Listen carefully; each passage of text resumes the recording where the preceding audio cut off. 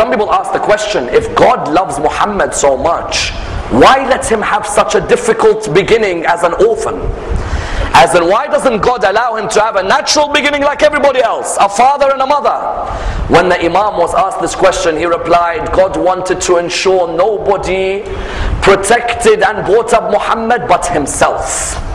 He wanted to oversee that the Prophet would not show obedience to anybody, even from his early life, except himself. Sometimes your parents may sway you one way or the other, even though his parents were loyal believers in God's message. The Imam said he wanted that God is the one who oversaw his development. Therefore you find from a young age, his father dies, then his mother dies, then after that what? After that his grandfather Abdul Muttalib looks after him. His grandfather dies within a couple of years. Then he is brought up by his uncle Abu Talib. His uncle Abu Talib acts as the backbone not only to him but to the message of the religion of Islam. That uncle Abu Talib preferred his nephew even above his sons. And his wife Fatima bint Asad was exactly the same. His wife Fatima bint Asad, when the Prophet buried her, he said, this is my mother. This is the lady who preferred me above her sons. This is the lady who used to clothe me and wash me and look after me. And she is the one who nourished me. You notice that these were the two who looked after him. And that's why the Prophet from a young age, there is a certain question that is asked. What do we know about him before the age of 40? Because in a few moments, we'll look at him from after the age of 40. But before the age of 40, if you were to ask many Muslims, tell us about your Prophet before the age of 40, many are unaware of his biography. You notice that before the age of 40, when Abu Talib was bringing up, Abu Talib, the Prophet would latch onto him everywhere. To the extent that Abu Talib himself narrates, one day I was about to leave for Syria on a commercial expedition. The young Muhammad was only 12, he latched onto me as I was leaving. When he latched onto me, it hurt me that this my nephew is an orphan. Let me take him with me. The narration states that he took him towards Syria. On the way towards Syria, they walked past a monastery. The monk, when he sees these people coming, they say to him, we are coming here to reside for the night. The monk looks at them, what does he say? The monk says to Abu Talib, all of you can come and are welcome to eat what you want to eat. But Abu Talib, I want to ask you a question. He said, what is it? He said, you know that young man was walking alongside you. Bring him tomorrow with you as well. Abu Talib said, very well, I'll bring him tomorrow. The next day when Abu Talib came, he looked at him and he said to him, where's the young man? That young man who was walking alongside you? He said, my nephew. He said, yes. He said, he's just over there. He said, call him towards me. At the age of 12, and this is one of our proofs within Islamic theology, that from a young age he was already inspired with the knowledge of God and the knowledge of his mission. At the age of 40, it's not that he became a prophet, it's that he was now told to announce his prophethood. Before that he knew, because when that monk comes and he sees him, he says to him, in the name of Allat and Uzza. As soon as the Prophet heard this, he said to him, do not bring those names in front of me. Those are the most detested names to me. They were the idols of Quraysh. Then the monk said, I want to give you some sadaqah. He said, we do not accept sadaqah. Then he said to him, can I see the mark between your shoulders?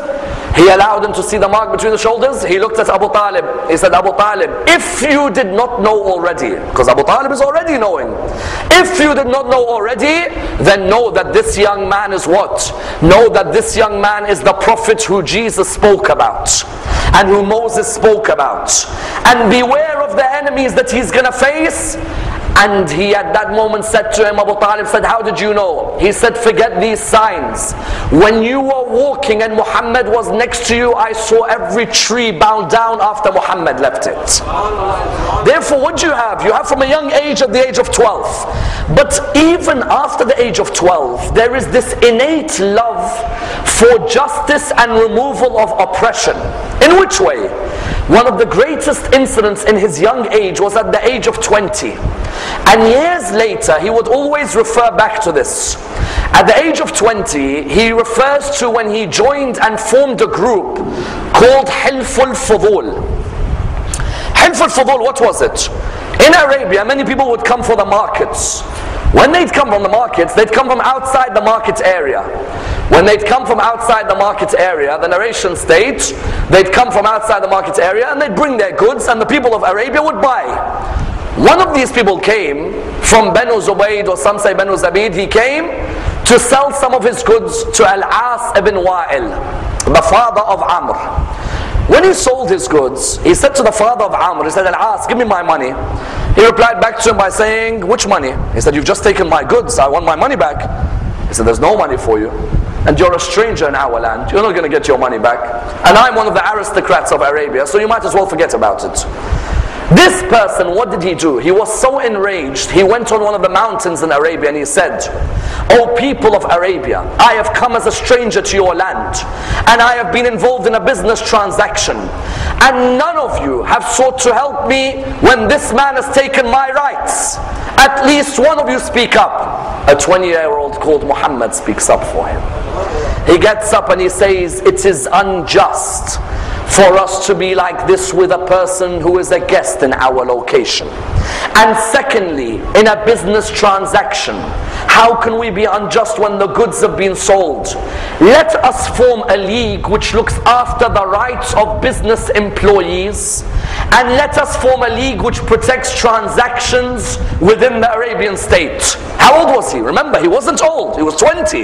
There is still no announcement of his prophethood. But from that young age, the first sign people noticed of him, a man who speaks out against injustice. We in 2011, the first example we take of him, how many of us speak out against injustice, be the injustice against Muslims or non-Muslims? Our Prophet didn't look at that man and say, well, that man is not a Muslim, so I'm not going to speak up what's right. Whenever we see any oppression anywhere in the world, we must speak out against that oppression. Because our Prophet from his young age taught us this. This is number one. Number two, not only at the age of 20 did he achieve this, later on he achieved two attributes which the Arabs would honor him for. They gave him the title As-Sadiq and Al-Amin, the truthful and the trustworthy.